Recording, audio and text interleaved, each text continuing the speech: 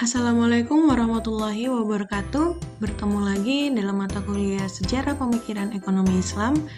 Ini merupakan pertemuan ke-15 dan kali ini kita akan membahas mengenai sejarah pemikiran ekonomi Islam di Indonesia.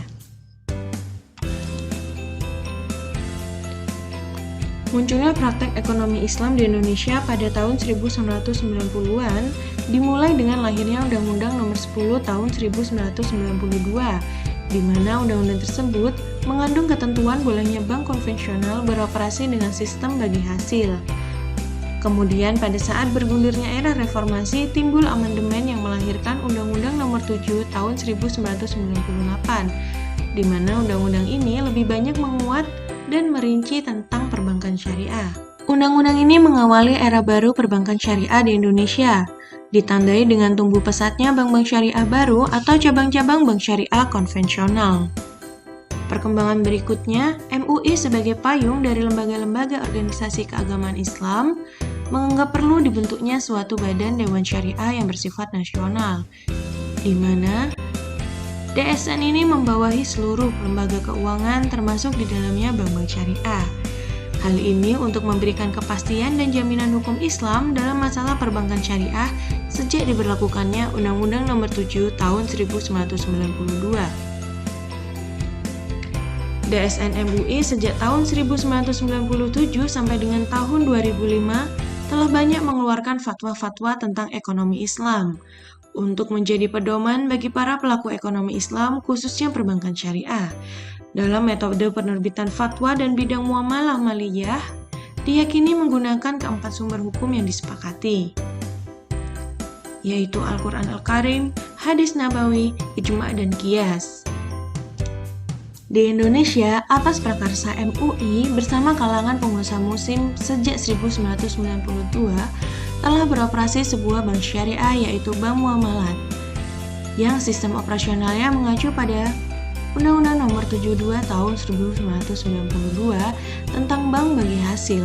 Pada tahun 1998 disahkan Undang-Undang RI Nomor 10 Tahun 1998 tentang perubahan atas Undang-Undang Nomor 7 Tahun 1992 tentang perbankan.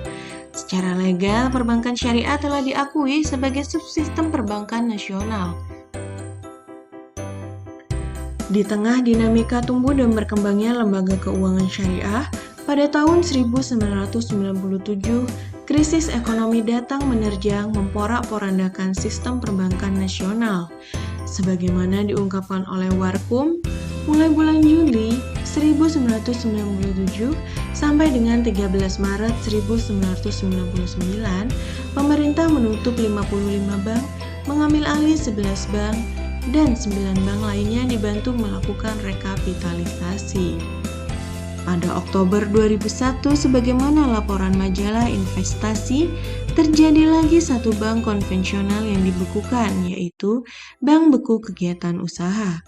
Dari 240 bank sebelum krisis, kini hanya tinggal 73 bank swasta yang dapat bertahan tanpa bantuan pemerintah. Di antara lembaga keuangan syariah yang berkembang secara pesat di tengah sistem perbankan yang sedang sakit adalah BPRS, Bank Syariah, dan BMT. Bank syariah berkembang berdampingan dengan bank-bank konvensional. Hal tersebut dibuktikan dengan munculnya Bank BNI Syariah, Bank Mandiri Syariah, Bank Bukopin Syariah. Di samping itu, berkembang juga lembaga keuangan syariah yang bersifat mikro, yang bergerak di kalangan ekonomi bawah, yaitu BMT atau Baitul Mal wa Tamwil. Perkembangan ini diikuti dengan perkembangan keilmuan ekonomi Islam, seperti universitas-universitas yang membuka program studi ekonomi Islam, manajemen bisnis syariah, akuntansi syariah, perwakafan, perzakatan, dan lain sebagainya.